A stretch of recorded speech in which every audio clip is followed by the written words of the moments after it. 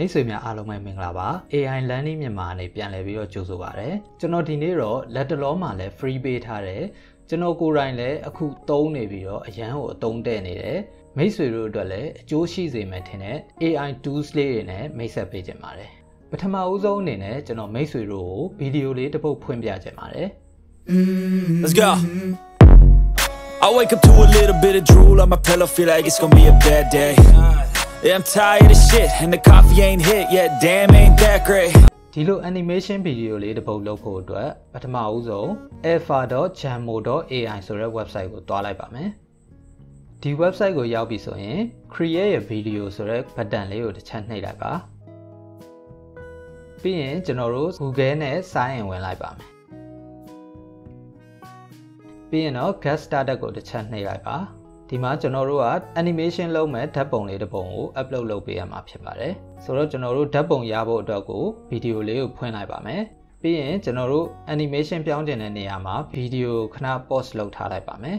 ပြီးရင်တော့ keyboard ကနေ print screen button ကိုနှိပ်ပြီးတော့ screenshot ဖန်ထားလို့ရပါတယ်အဲ့ဒါကိုကျွန်တော်တို့ Microsoft Paint ထဲမှာသွားပြီးတော့ paste ချလိုက်ပါမယ်ပြီးရင်ကျွန်တော်တို့က save button ကိုနှိပ်ပြီးတော့ဒီပုံလေးကို save ထားလို့ရပါပြီဒါမှမဟုတ်ရင်ကျွန်တော်တို့က screenshot ရိုက်ဖို့အတွက်ကို snipping tool ကိုသုံးပြီးတော့လည်း screenshot ရိုက်လို့ရပါတယ်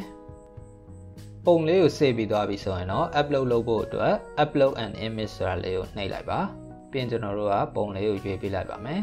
animation video ပြောင်းဖို့အတွက် prompt ရေးပေးရမှာဖြစ်ပါတယ် prompt ရေးတဲ့နေရာမှာအကူအညီလိုရဲဆိုရင်တော့ lexica.art ဆိုတဲ့ website ကိုတွားပြီးတော့ prompt တွေကိုရှာလို့ရပါတယ်အဲ့ဒီပုံလေးတွေကမှမိတ်ဆွေတို့စိတ်ကြိုက်ပုံတွေ့ပြီဆိုရင်ဖွင့်ကြည့်လိုက်ပါအဲ့ဒီပုံလေးရဲ့ဘယ်ဘက်ဘေးမှာဒီပုံရဖို့အတွက်သူရေးပေးထားတဲ့ prompt ရှိပါတယ်အဲ့ဒီ prompt ကို copy prompt ဆိုတာလေးကိုနှိပ်ပြီးတော့ copy ကူးလို့ရပါတယ်ပြီးရင်ကျွန်တော်တို့ copy ကူးလာတဲ့ prompt ကိုဒီဘက်မှာ paste ပြန်ချလိုက်ပါမယ်ပြီးရင်တော့ make a video ဆိုတာလေးကိုနှိပ်ပြီးတော့ video လေး create လုပ်လို့ရပါပြီသူ generate လုပ်လိုက်တဲ့ video ကိုကျွန်တော်တို့ကအလွယ်တကူပဲ download ဆိုတာလေးကိုနှိပ်ပြီးတော့ download ဆွဲလို့ရပါတယ်နောက်ကျွန်တော်ဆက်ပြီးတော့မိတ်ဆက်ပေးချင်တာကတော့ Descript ဆိုတဲ့ software လေးဖြစ်ပါတယ်သူကတော့မိတ်ဆွေတို့ပေးလိုက်တဲ့ text ကိုအသံ file ပြန်ပြောင်းပေးမှာဖြစ်ပါတယ်ကျွန်တော်တို့ Descript software ကိုဒီ link ကနေသွားပြီးတော့ download ဆွဲလို့ရပါတယ်အဲ့ဒီ link ကိုကျွန်တော် video ရဲ့ description မှာလည်းထည့်ပေးထားပါမယ်ကျွန်တော်တို့ download ဆွဲ install လုပ်ပြီးပြီဆိုရင်တော့ account တစ်ခု create လုပ်ပေးရမှာပါ account create လုပ်ပြီးရင်ကျွန်တော်တို့က new project ကိုနှိပ်မယ်ပြီးရင်သူမေးထားတဲ့မေးခွန်းလေးတွေကိုဖြည့်ပေးပြီးတော့ continue နဲ့ဆက်ပြီးတော့ဖြည့်ပေးသွားရပါမယ်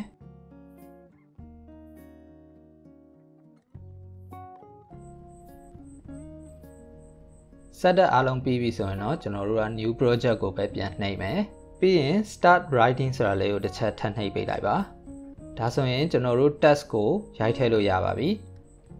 text ရိုက်ပြီးသွားပြီဆိုလို့ရှိရင်ကျွန်တော်တို့ကဒီနေရာလေးမှာသွားပြီးတော့ကိုကြိုက်တဲ့အတန်ကိုရွေးလို့ရပါတယ်ဒီမှာ play button လေးတွေကိုနှိပ်ပြီးတော့အတန်တွေကိုလည်းအစမ်းနားထောင်ကြည့်လို့ရပါတယ် This mysterious creature hardly ever appears. Deer are frequent. ကိုစိတ်ကြိုက်ရွေးပြီးသွားပြီဆိုရင်တော့အောက်ဆုံးမှာရှိတဲ့ play button လေးကိုနှိပ်ပြီးတော့အစမ်းနားထောင်ကြည့်လိုက်ပါ 10 strangest to technology for human. In this day and age, technology has become a crucial part of our daily. နောက်ညာဘက်ချမ်းမှာလည်းကျွန်တော်တို့ equalizer တို့ dynamics တို့ compressor တို့ amplifier တို့အဲ့ဒါလေးရှိပါတယ်ဒါမိတ်ဆွေတို့စိတ်ကြိုက် detail သွားပြီးတော့ပြင်လို့လည်းရပါတယ်ဒီအတန် file လေးကို download ဆွဲဖို့ဆိုရင်တော့ညာဘက်အပေါ်ထောက်မှာရှိတဲ့ publish ဆိုတာလေးကိုတစ်ချက်နှိပ်လိုက်ပါပြီးရင် download sign လေးကိုနှိပ်ပြီးတော့ download ဆွဲလို့ရပါပြီ to technology for human. In this day and နောက်ထပ်ကျွန်တော်မိတ်ဆက်ပေးခြင်းတဲ့ website ကတော့ heygen.com ပါ heygen.com ကတော့မိတ်ဆွေတို့အတွက် AI စကားပြောဗီဒီယိုလေးတွေကို generate လုပ်ပေးမှာဖြစ်ပါတယ်သူက DID website ထက်ပိုပြီးတော့တာပါတယ်ဘာတွေတာလဲဆိုရင်သဘာဝကြကြသွားတွေကိုထည့်ပေးတာစကားပြောတဲ့အချိန်မှာနှာခမ်းအတိအကျ live လုပ်နိုင်တာပို့ပြီးတော့ resolution ပိုကောင်းတာစတဲ့အချက်တွေ DID ထက်သူကအများကြီးတာပါတယ်ဒီ website ကိုရောက်ပြီဆိုရင်တော့ညာဘက်အပေါ်ထောက်မှာရှိတဲ့ create video ဆိုတာလေးကိုတစ်ချက်နှိပ်လိုက်ပါပြီးရင်ကျွန်တော်တို့ကဘယ်ဘက်ချမ်းမှာရှိတဲ့ avatar ဆိုတဲ့ပုံလေးကိုနှိပ်ပြီးတော့ကိုကြိုက်တဲ့ avatar တစ်ခုခုကိုရွေးချယ်လို့ရပါတယ်ကိုစိတ်ကြိုက် avatar လည်းရွေးပြီးပြီ script လည်းထည့်ပြီးပြီဆိုရင်တော့ညာဘက်အပေါ်ထောက်မှာရှိတဲ့ submit ဆိုတာလေးကိုတစ်ချက်နှိပ်ပေးလိုက်ပါဒါကျွန်တော်တို့ကပထမအဦးဆုံး submit လုပ်တာဖြစ်တဲ့အတွက်ကြောင့်မလို့ account တစ်ခု create လုပ်ပေးဖို့လိုပါတယ် account create လုပ်ပြီးပြီဆိုရင်တော့ submit ကိုပဲတစ်ချက်ထပ်နှိပ်ပေးလိုက်ပါဒါဆိုရင်သူ video လေးတစ်ခုထွက်လာပါပြီ Welcome to the new era of video creation with HeyGen. Simply type your script to get started. ဒီမှာကျွန်တော်တို့ကကိုယ်ပိုင် avatar နဲ့ကိုယ်ပိုင်အတန်ကိုသုံးကျင်တယ်ဆိုရင်တော့စောစောက avatar ဆိုတဲ့နေရာမှာဘယ်ဘက်ချမ်းမှာ my avatar ဆိုတာရှိပါတယ်အဲ့ဒါလေးကိုတစ်ချက်နှိပ်ပြီးတော့ upload or generate ဆိုတာလေးကိုနှိပ်ပြီးတော့ကိုယ်စိတ်ကြိုက် avatar ကို upload လုပ်လို့ရပါတယ် avatar ရွေးပြီးပြီဆိုရင်တော့အလယ်မှာရှိတဲ့ audio script ဆိုတာလေးကိုတစ်ချက်နှိပ်ပြီးတော့ကိုယ်ပိုင်အတန် file ကို upload လုပ်နိုင်ပါတယ်ပြီးရင်တော့ submit ဆိုတာလေးကိုတစ်ချက်ထပ်နှိပ်ပေးလိုက်ပါဒီဗီဒီယိုလေးကို download ဆွဲခြင်းနဲ့ဆိုရင်တော့ညာဘက်ချမ်းအောက်ဘက်မှာရှိတဲ့ download original video ဆိုတာလေးကိုနှိပ်ပြီးတော့ download ဆွဲလို့ရပါတယ်အားလုံးပဲမင်္ဂလာပါ AI Learning မြန်မာ channel ကနေပြန်လည်ပြီးတော့ကြိုဆိုပါရစေကျွန်တော်ဒီနေ့တော့ပထမပိုင်းဗီဒီယိုမှာမိတ်ဆက်ဖို့ကြံနေခဲ့တဲ့ Runway AI website ရဲ့ကြံတဲ့ function တွေအကြောင်းဆက်ပြီးတော့ပြောပြပေးသွားပါမယ်နောက်ပြီးတော့ကျွန်တော်ရဲ့ထုံးစံအတိုင်း bonus မပေးရရင်မနေနိုင်တဲ့အတွက်ကြောင့်မလို့ bonus လေးတစ်ခုကိုလည်းဗီဒီယိုရဲ့အဆုံးမှာထည့်ပေးထားပါတယ်နောက်မိတ်ဆွေတို့အခုတလောတော်တော်များများသဘောကျနေကြတဲ့မြန်မာသချင်းတွေကိုနိုင်ငံခြားအဆိုတော်တွေရဲ့အတန်ပြောင်းပြီးတော့ create လုပ်တဲ့နေကိုဆက်ပြီးတော့ပြောပြပေးသွားပါမယ်ဒီလိုလုပ်ဖို့အတွက်ကျွန်တော်တို့ကအရင်ဦးဆုံး music နဲ့ vocal အတန်ကိုခွဲပေးဖို့လိုပါတယ်ဒါကြောင့်မလို့ vocalremover.org ဆိုတဲ့ website လေးကိုအရင်ဆုံးသွားလိုက်ပါသွားပြီးရင်မိတ်ဆွေတို့တချင်းတစ်ပုဒ်ကို upload လုပ်လိုက်တာနဲ့သူက auto music နဲ့ vocal အတန်ကိုခွဲခြားပေးမှာဖြစ်ပါတယ်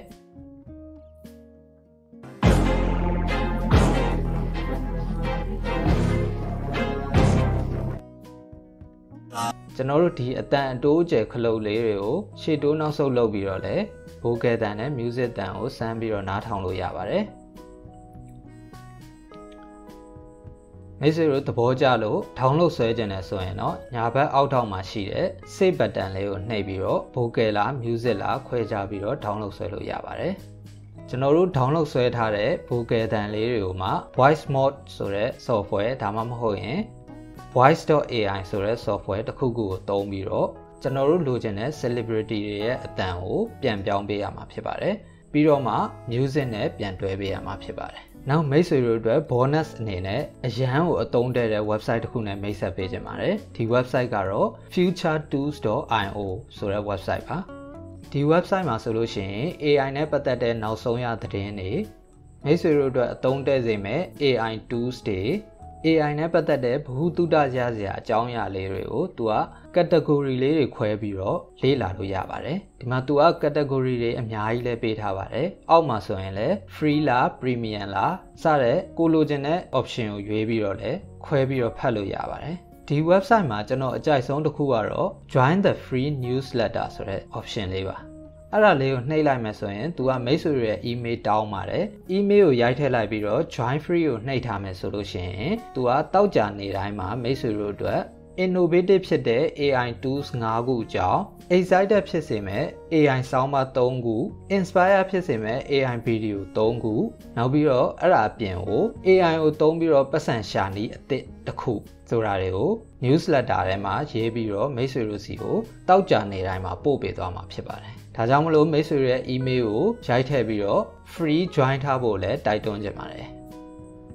အဆုံးထိကြည့်ရှုပေးခဲ့တဲ့အတွက်မိတ်ဆွေများအားလုံးကိုကျေးဇူးတင်ပါတယ်ဒီဗီဒီယိုကမိတ်ဆွေတို့အကျိုးရှိမယ်ဆိုရင် like share နဲ့ subscribe လေးလုပ်ထားပေးခဲ့ပါ